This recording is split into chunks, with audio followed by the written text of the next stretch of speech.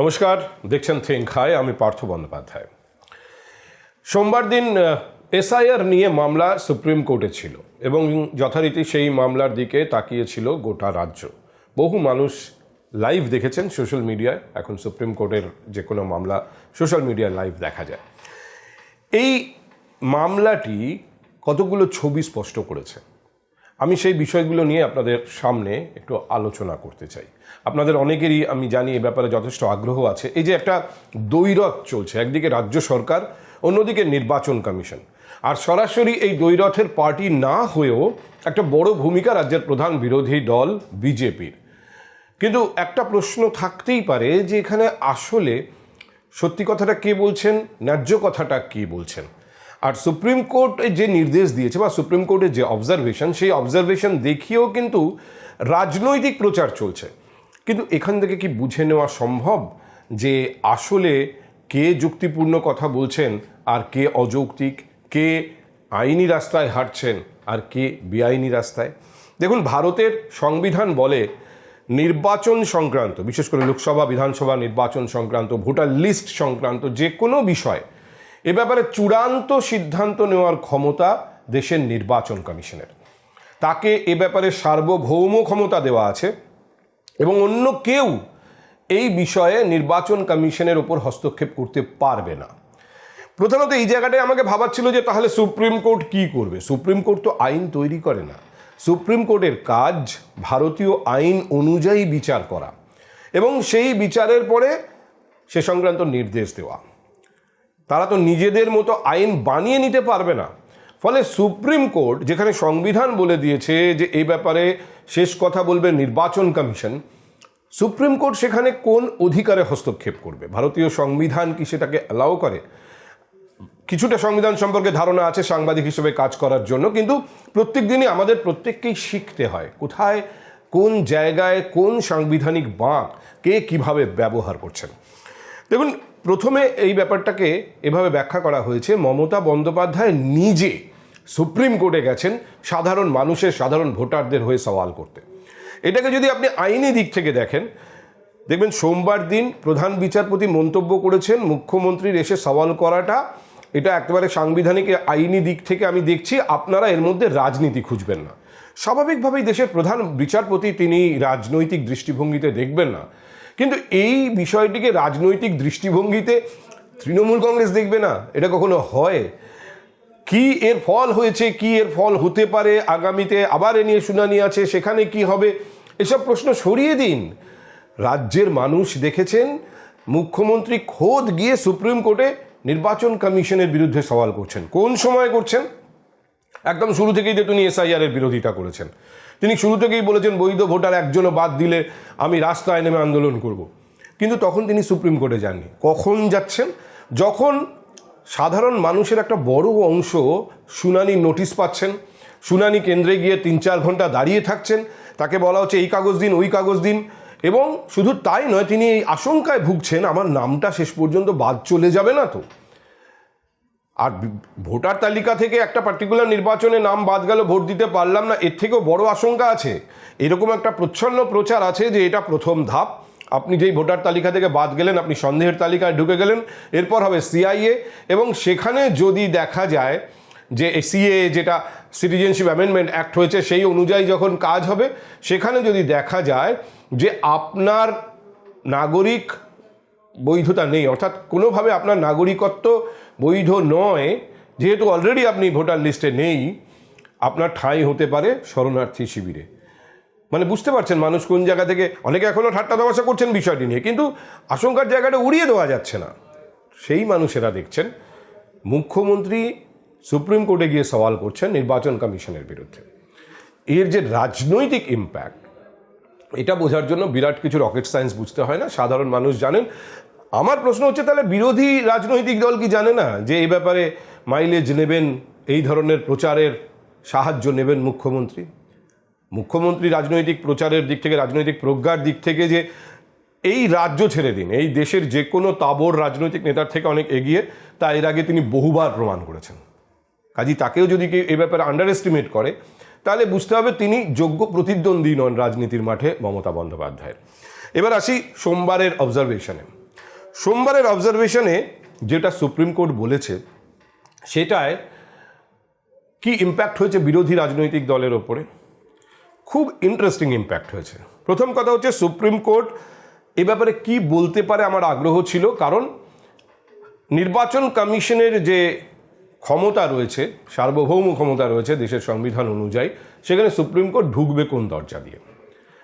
Supreme court যখন নির্বাচন কমিশনকে বলছেন যে মাইক্রো অবজারভার নয়, সিদ্ধান্ত নেবেন ইআরওরাই এবং সেটাই চূড়ান্ত সিদ্ধান্ত হবে, তখনই আমার এ ব্যাপারে একটা বিষয় স্পষ্ট হয়ে গিয়েছিল যে দেখুন, সুপ্রিম কোর্ট এবং নির্বাচন কমিশন প্রত্যেকের ভূমিকা সংবিধানে পরিষ্কার করে লেখা আছে এবং এরা কেউই আইনের ঊর্ধ্বে নন। নির্বাচন কমিশনকে সার্বভৌম ক্ষমতা অবশ্যই দেওয়া আছে, কিন্তু প্রতিটি পদক্ষেপে এই গণতান্ত্রিক পদ্ধতি কি রীতি মেনে হবে, কি নীতি মেনে হবে এবং কোন আইন মেনে হবে তা লিখিতভাবে দেওয়া আছে। নির্বাচন কমিশনও আইন তৈরি করতে পারে না, ফলে তারা যদি ওই আইন না মেনে অন্য কোনোভাবে কিছু করতে যায়, অবশ্যই সুপ্রিম কোর্টের সেখানে হস্তক্ষেপ করার অধিকার আছে। এবং যখন সুপ্রিম কোর্ট নির্বাচন কমিশনকে বলছে যে ইআরওরাই সিদ্ধান্ত নেবেন কে বৈধ ভোটার, তখনই আমি নিশ্চিত হয়ে গিয়েছিলাম যে সুপ্রিম কোর্ট পরিষ্কার মনে করছে নির্বাচন কমিশন তার জন্য, তার কাজের জন্য যে নির্ধারিত আইন আছে সেই আইন মানছেন না, কোথাও আইনের রাস্তার বাইরে হাঁটার চেষ্টা করছেন। এইটুকুই নির্বাচন কমিশনের ইমেজকে কিছুটা খাটো করার জন্য আমার মনে হয় যথেষ্ট। এখন কোন পদ্ধতি, কোন বেআইনি রাস্তা বা আইন বহির্ভূত রাস্তা নির্বাচন কমিশন নেওয়ার চেষ্টা করেছিল, কেন নেওয়ার চেষ্টা করেছিল, একটু সহজ ভাষায় আপনাদের বোঝানোর চেষ্টা করি। ধরুন, যবে থেকে এসআইআর প্রসঙ্গ চালু হয়েছে, তখন এসআইআর চালু হয়নি, শুধু প্রসঙ্গটা এসেছে কথার মধ্যে, আলোচনার মধ্যে, তখন থেকে রাজ্যের শাসক দল এসআইআরের বিরোধিতা করেছে, চূড়ান্ত বিরোধিতা করেছে। এবং বিরোধিতা শুধু নয়, একেবারে কোনো রকম প্রচারে বাদ রাখেনি রাজ্যের শাসক দল এবং সরকার যে এসআইআর অ্যাকচুয়ালি বৈধ ভোটারদের তালিকা থেকে বার করে দেওয়ার একটা বিশেষ পদক্ষেপ, কারণ এই নির্বাচন কমিশন বিজেপির বি টিম। এই প্রচার একটানা করে গিয়েছে রাজ্যের শাসক দল। বিভিন্ন ব্যাপারে নির্বাচন কমিশনের নিজস্ব তো সেরকম কোনো পরিকাঠামো নেই, রাজ্যের পরিকাঠামো, কেন্দ্রের পরিকাঠামোই তারা ব্যবহার করে। এই নির্বাচন কমিশনের যে চাহিদা সেই অনুযায়ী তাদেরকে লোকবল দেওয়া হয়নি, অফিস দেওয়া বা নানাভাবে বিরক্ত করা হয়েছে, নানাভাবে, আমি বিরক্ত শব্দটাই ব্যবহার করছি, অসহযোগিতা করা হয়েছে।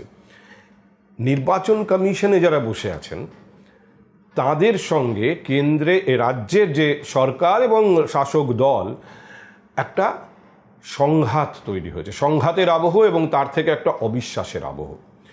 এই অবিশ্বাসের আবহে নির্বাচন কমিশনকে কাজ করতে হয়েছে এই রাজ্যে এবং ইআরও হিসেবে তাঁদেরই নিয়োগ করতে হয়েছে যারা এই রাজ্যের অফিসার। এবার যখন প্রাথমিক ঝাড়াই বাছাইয়ের পর নির্বাচন কমিশনের দিল্লিতে বসে থাকা আধিকারিকরা দেখছেন যে আমাদের কাছে খবর আছে, আইবি রিপোর্ট আছে, সার্বিকভাবে হিসেব বলছে বহু অনুপ্রবেশকারী এই রাজ্যে ঢুকেছে এবং তারা বৈধ ভোটার হিসেবে তাদের নাম তুলে ফেলেছে, অন্যান্য কাগজপত্র তৈরি করে ভোটার লিস্টে নাম তুলে ফেলেছে, কিন্তু প্রাথমিক ছাড়াই ফাছাইয়ের পর দেখা গেল এরকম কাউকে খুঁজেই পাওয়া গেল না। অর্থাৎ প্রত্যেকে তাদের বাপ ঠাকুরদাকে খুঁজে পেয়েছেন 2002-এর তালিকায়। এতে নির্বাচন কমিশনের কাছে বিষয়টা জটিল হয়ে গেল এবং নির্বাচন কমিশনের সঙ্গে আমি আগেই বলেছি একটা সম্পর্কই অহিনুক্লিয় তৈরি হয়ে গিয়েছিল রাজ্য সরকারের। ফলে নির্বাচন কমিশন এই অবিশ্বাসের আবহে মনে করছে ইআরওরা সঠিকভাবে কাজ করছেন না অথবা রাজ্যের ইশারায় কাজ করছেন, সবাই না হলেও বেশিরভাগ ইআরও, ফলে এদের ওপরে আর নির্ভর করা যাবে না। এই সমস্যার সমাধান কি? নির্বাচন কমিশন মাইক্রো অবজারভার আমদানি করলেন। মাইক্রো অবজারভার কারা? অন্য রাজ্য থেকে আসবেন, কেন্দ্রীয় সরকারি অফিসার যাদের কোনো দায়বদ্ধতা এই রাজ্যের সরকার বা সরকারি দলের প্রতি থাকবে না। তারা এসে দেখবেন ইআরওরা যে সিদ্ধান্ত নিচ্ছে তার মধ্যে কোনো পক্ষপাতিত্ব আছে নাকি, তার মধ্যে কোনো রাজনৈতিক উদ্দেশ্য আছে নাকি। এরপরে যেটা হলো সেটা হলো পরিস্থিতি আরও জটিল হয়ে গেল। মানে রবীন্দ্রনাথের জুতো আবিষ্কার করেছেন, কহিল রাজা বেটারা এত গাধা, ধুলোরে মারি করিয়া দিল কাদা। এই মাইক্রো অবজারভার আর এআই এর দৌরাত্মে বহু মানুষকে গিয়ে শুনানিতে লাইন দিতে হলো যারা তাদের 14 পুরুষ এই রাজ্যেরই বাসিন্দা, কোনোদিন ভাবেনি তাদের নাগরিকত্ব বা ভোটার হিসেবে বৈধতার প্রমাণ দিতে হবে লাইনে দাঁড়িয়ে। বিষয়টা নির্বাচন কমিশনের জনপ্রিয়তা বাড়ালো না, চিন্তায় ফেলে দিল রাজ্যের বিরোধী দলকেও, কিন্তু অস্ত্র তুলে দিল রাজ্যের শাসক দলকে। তারা এই মাইক্রো অবজারভারদের ভূমিকা নিয়ে প্রশ্ন তুললেন। এবং ইন্টারেস্টিং হচ্ছে, এটা নিয়ে আমার সন্দেহ ছিল, কিন্তু আমি আইনের ছাত্র নই, পরে দেখলাম একদম পরিষ্কার সুপ্রিম কোর্ট যখন বলছেন যে ইআরওরা ফাইনাল সিদ্ধান্ত নেবেন, তখন আমি বুঝলাম যে আইনই তাই। পরবর্তীতে আমি কনফার্ম হলাম যে হ্যাঁ, এ ব্যাপারে যে আইন আছে সেই আইনে বলা আছে যে ইআরওরাই বৈধতার ব্যাপারে চূড়ান্ত সিদ্ধান্ত নেবেন, কোন ভোটার থাকবেন কোন ভোটার থাকবেন না। মাইক্রো অবজারভারদের কোনো ভূমিকা এই আইনে কোথাও নেই। অর্থাৎ মাইক্রো অবজারভারদের আমদানি করে নির্বাচন কমিশন বস হিসেবে বসিয়েছিল ইআরওদের ওপরে, আর সুপ্রিম কোর্ট বলল তারা বস হতে পারবেন না। আপনি এই মাইক্রো অবজারভারদের অন্য রাজ্য থেকে আনুন, বা রাজ্য সরকার নতুন করে যে 8,500 লোক দিয়েছে তাদের মধ্যে থেকেই নিন, এটা নিয়ে সুপ্রিম কোর্টের কোনো বক্তব্য নেই। এটা সম্পূর্ণ তিনি এখতিয়ার রেখেছেন নির্বাচন কমিশনের। কিন্তু এই মাইক্রো অবজারভাররা কখনোই সিদ্ধান্ত নেবেন না কে বৈধ কে অবৈধ।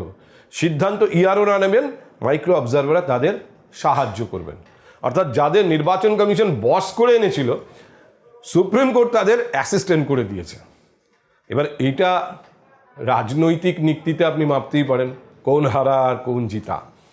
কিন্তু প্রশ্ন হচ্ছে যে এই যে আইনটা ইআরওরাই শেষ কথা বলবেন, এটা আইনে লেখা আছে, এটা কি আপনি জানতেন?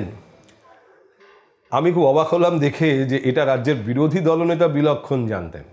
এতদিন তার কথাবার্তায় বোঝা যায়নি। কালকে অর্থাৎ সোমবার এই মামলার চূড়ান্ত বা প্রাথমিক যে নির্দেশ এলো সুপ্রিম কোর্টের কাছ থেকে, তারপরে যে প্রতিক্রিয়া শুভেন্দু অধিকারীর, তাতে বোঝা গেল যে তিনি আইনটা জানতেন। আপনাদের একটু শুনিয়ে নিই। আমাদের আরপি অ্যাক্ট অনুযায়ী নাম তোলা বা খারিজ করার কমপ্লিট পাওয়ার ইআরওদের। আমাদের আরপি অ্যাক্ট অনুযায়ী নাম তোলা বা খারিজ করার কমপ্লিট পাওয়ার ইআরওদের। আমাদের আরপি অ্যাক্ট অনুযায়ী নাম তোলা বা খারিজ করার কমপ্লিট পাওয়ার ইআরওদের। দুটো কলম থাকে, 3টে কলম থাকে না, অ্যাকসেপ্ট অবলিক রিজেক্ট। এবারে যদি ভুয়া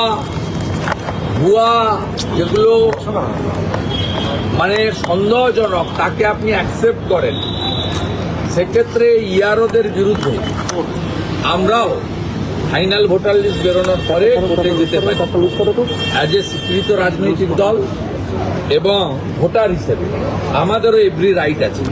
এখন তিনি এই আইনটা জানতেন, এতদিন তার কথাবার্তায় বোঝা যায়নি। ফলে এখন তিনি তার আক্রমণের মুখ ঘোরালেন, ঘুরিয়ে কোন দিকে করলেন? ইআরওদের দিকে। কারণ তিনি বুঝেছেন যে ইআরওরাই এবার চূড়ান্ত সিদ্ধান্ত নেবেন, নির্বাচন কমিশনকে ওই আইন মেনেই কাজ করতে হবে। ফলে যে ফল আওতার বাইরে সেই ফল টক, যে আঙুর ফল তিনি আর ছুঁতে পারবেন না, তাকে টক বলা ছাড়া এই মুহূর্তে আর শুভেন্দুর সামনে কোনো রাস্তা নেই।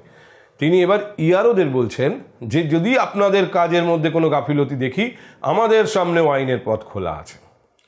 আইনের পথ খোলা আছে। খোদ নির্বাচন কমিশন যে ইআরওদের কাজে গাফিলতি পেয়েছেন, রাজ্যকে সুপারিশ করেছেন, তাদের বিরুদ্ধে ব্যবস্থা নেওয়ার জন্য রাজ্য নেয়নি। তো তারা যদি সেরকম কোনো ইআরও থাকেন যারা রাজ্যের শাসক দলের বা আইপ্যাকের অঙ্গুলি হেলনে কাজ করছেন, তারা শুভেন্দু অধিকারীর এই আইনি ধমকে ভয় পাবেন নাকি? শুভেন্দুও জানেন এর কি ইম্প্যাক্ট, কিন্তু শুভেন্দু এইটাই বলবেন। এই মুহূর্তে তার আঙুর ফল টক বলা ছাড়া আর কোনো রাস্তা নেই। এবার রাজনৈতিকভাবে বিষয়টিকে আপনি কিভাবে ভাবছেন, এটা একমাত্র কারণ আপনি ভাবছেন কারণ আপনি সচেতন, রাজনীতি সচেতন, আপনি এই বিষয় নিয়ে আপনার দিনের কিছুটা সময় ব্যয় করছেন। রাজ্যের বিরোধী দল ভাবছে, কারণ তাদের কাছে it's a matter of success and survival. ফলে তাদেরকে এটা নিয়ে ভাবতে হচ্ছে। 1 সপ্তাহ সময় বেড়েছে।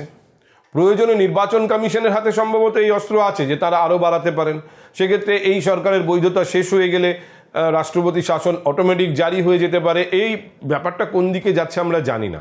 এমনকি সুপ্রিম কোর্টেও এই নিয়ে পরবর্তীতে আবার যখন শুনানি হবে তখন সেখানে নতুন কোনো সিদ্ধান্ত আসতে পারে। কিন্তু এই মুহূর্তে এটা স্পষ্ট যে ইআরও হিসেবে যারা কাজ করছেন তারাই সিদ্ধান্ত নেবেন।